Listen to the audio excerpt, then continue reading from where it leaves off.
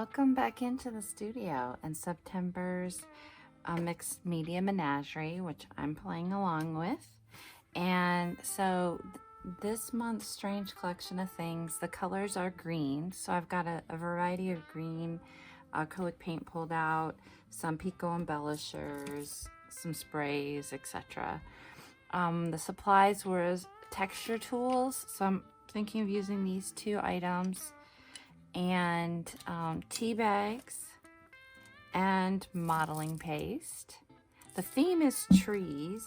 Not quite sure what I'm going to do with that yet. We're working in the Dina Wakley Media Journal, the blue edition.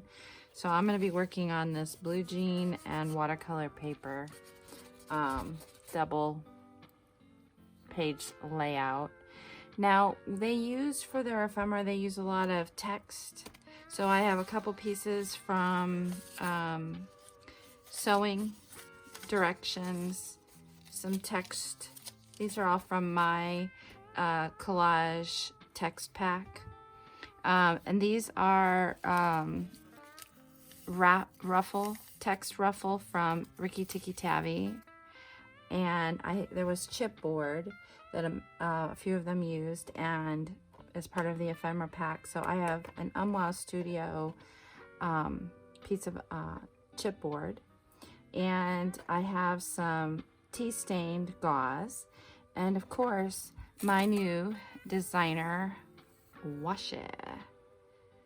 So I'm excited to be using that again. I've gotten to play with it a little bit over the month, so that's been really fun to work with. And if you're playing along with Mixed Media Menagerie, they are giving away 2 rolls of my designer washi. And this is available for sale at Peacecraft Love, which is peacecraftlove.com.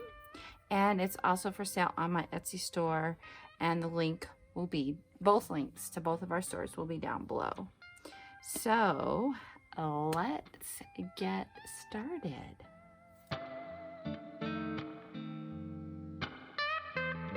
So I'm just starting out with kind of an uneven layer of white gesso across the surface, not really focusing on the edges, thicker in the center and coming out from there.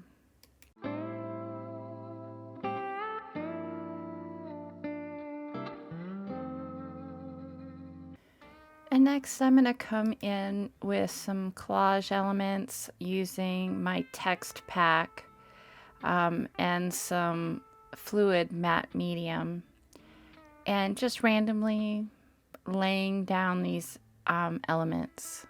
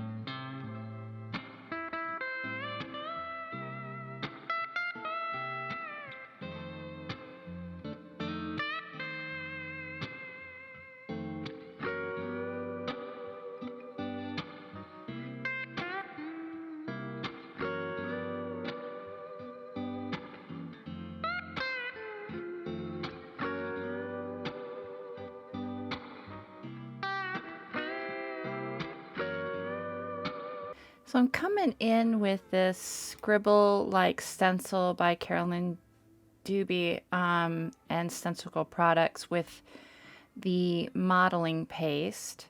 This is TCW modeling paste in white.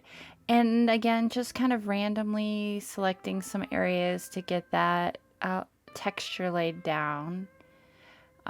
This is an awesome stencil. I love how it can give that texture if I use some texture medium through it, but it also, if I'm just using like a spray paint or any kind of paint through it, it just really gives you that ethereal feel that I love. And then I'm coming in with some handmade paper texture paste. I have a video on how this is made coming out later in mid-October or so, and just showing you how to make your own paper paste. And so be on the lookout for that. It'll be a Technique Tuesday.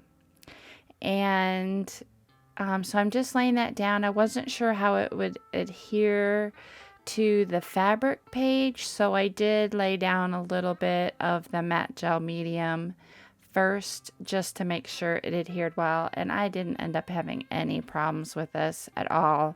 I did not use the matte medium gel on the paper side, and I really don't think I needed to have done it on this side either, but I was just gonna make sure and be careful.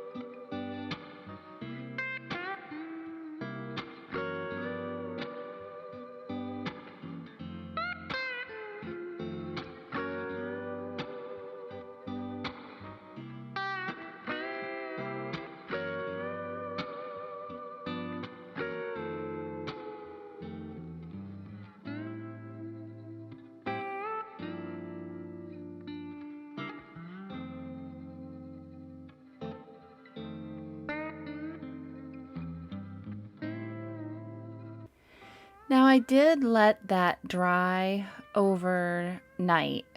I wanted to make sure it was good and dry before I came in and did anything else to that paper texture paste element, the tree.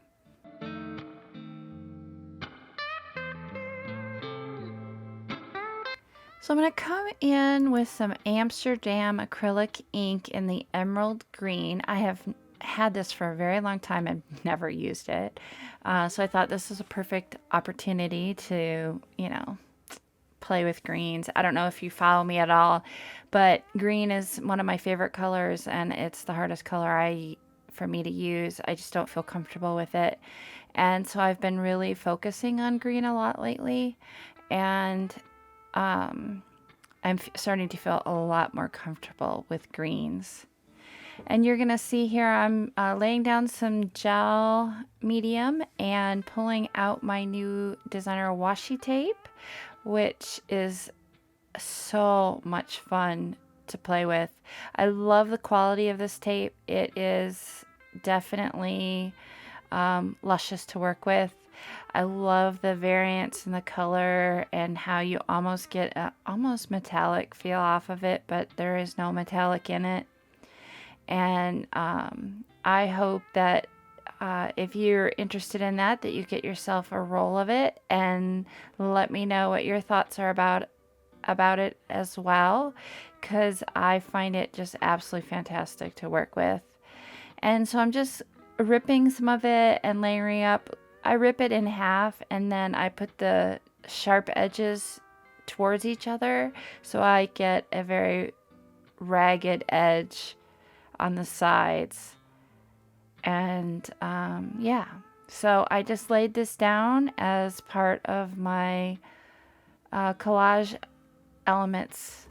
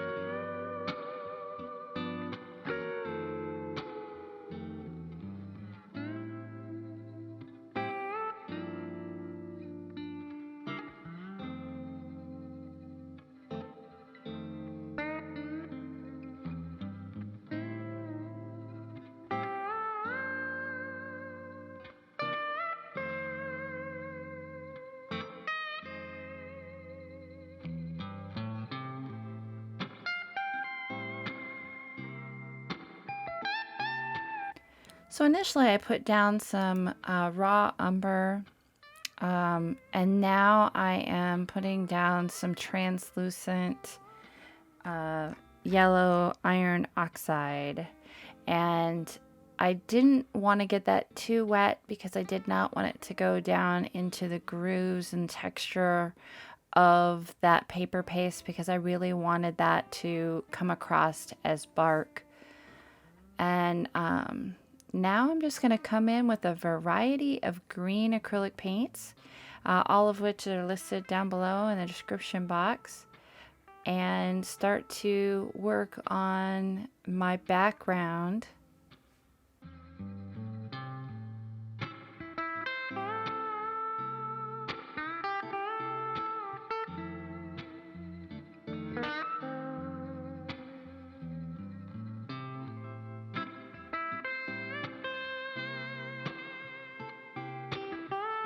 If you aren't following the Mixed Media Menagerie Challenge, it's a monthly challenge put on by Laura Dame of Laura Mixed Media, Erin DeCoste, and Nicole Watson of Nicole Watson Art.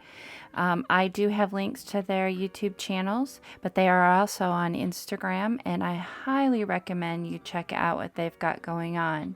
If you're coming over from one of their channels and have found me through that, welcome. If you haven't already subscribed to my channel, please do. Take an opportunity for a few days and check out what I've got going on. Thank you.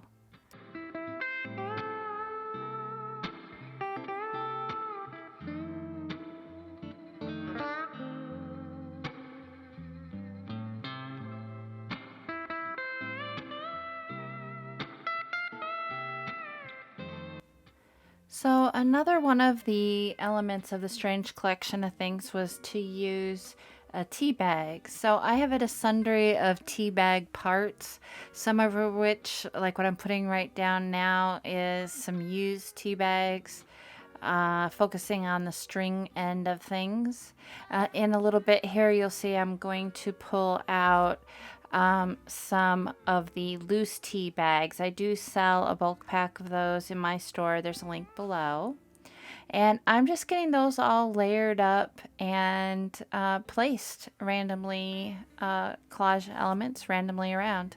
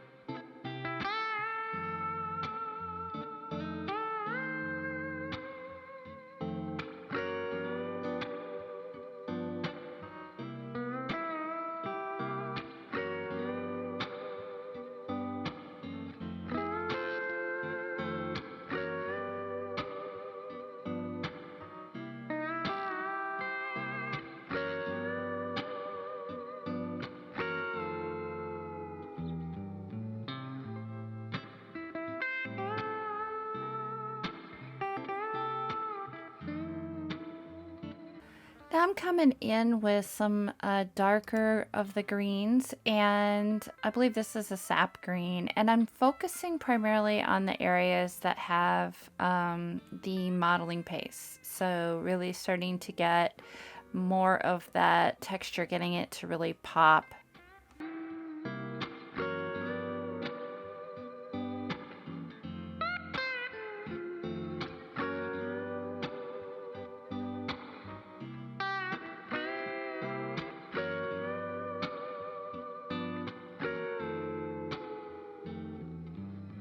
And here, like I had mentioned before, I am reusing that same stencil, but this time with some white gesso, going through it with a sponge.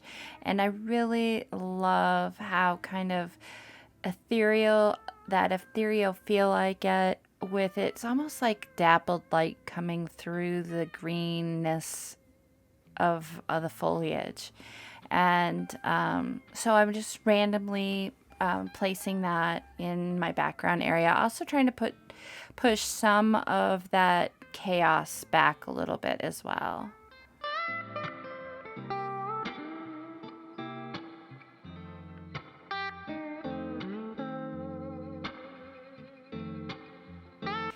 This is Liquitex Coarse Texture Gel, and it's one of my favorite things to just add an area that I just need to bring on some texture. So I'm just adding a few bits of that in some specific spots, and then coming in and doing some finger dry brushing with the leftover gesso that I have on my page.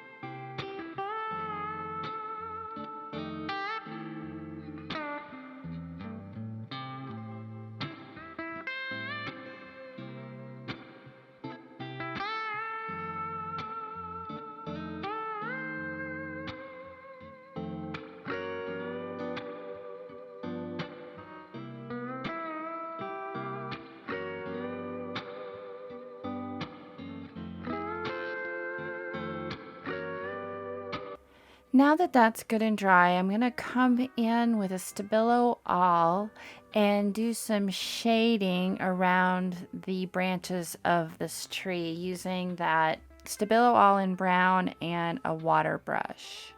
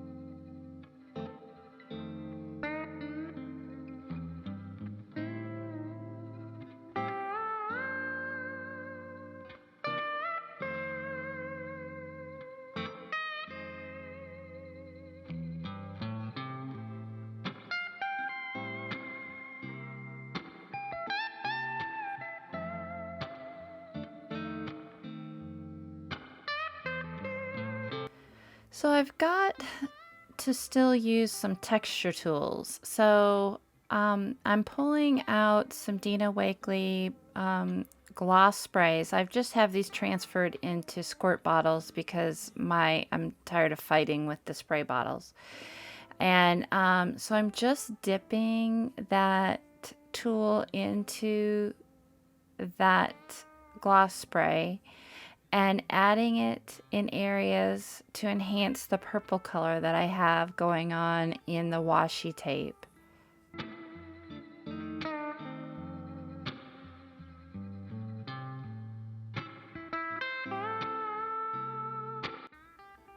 So now I'm really focusing on a focal point here. Focusing on a focal point. I pulled out some of the coffee stained gauze, and then this is a piece of cotton. I don't know what it is. It's like ribbon almost, and I tore it in half to get it scraggly looking. And I really want to use that chipboard piece from Wow Studio. My thought is to get it the stem painted, but I really like the natural color of it. And then I think, oh, what if I get a dark area going on the gauze? And you know, one thing always leads to another. So I'm still not positive about this, and I felt like, oh, that was really dark. Let's get some Stabilo in there and just kind of changing up the different brown colors going on there. And so then I'm like, okay, what's next? I need words, some kind of a quote. And the thing on the top of my word bucket are these Ricky Tikki Tavi tags, and I am in love with these things. It doesn't matter. I always find something that helps match with the color. I always find something that the words just work. So I'm going with it. I know I've used them a lot lately, but I'm just going with it. And so I pulled out my Fabri-Tac and I'm getting everything tacked down. And you're going to see here, I discover something as I'm put the chipboard piece to the side.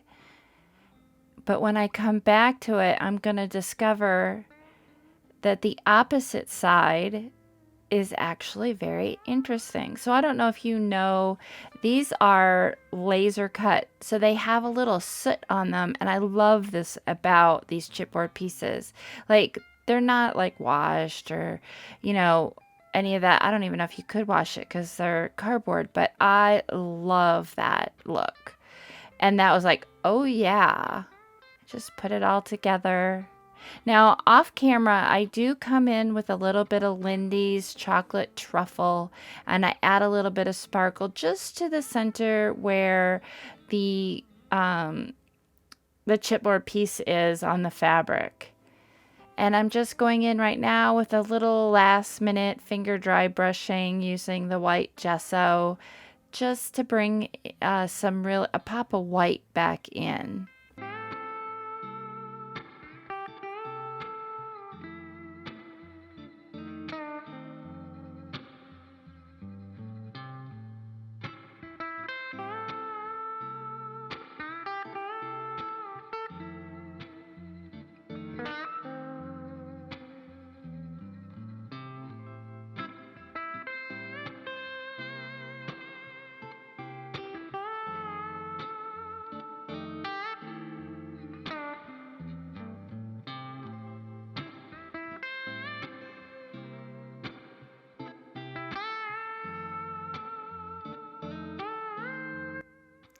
If you've liked what you've seen, please give me a thumbs up. If you want to see more from me, go ahead and click on the subscribe button if you haven't already. Listed below in my description box is all the supplies that I've used on this piece. Links are listed to my Etsy store or an affiliate link, but I only link to products that I have used, tested, or that I prefer to use. I may receive a small compensation, but there is never any additional cost to you. By using these links, you help me put supplies on my art table and keep my channel content coming. Thank you so much for watching. I hope you've enjoyed.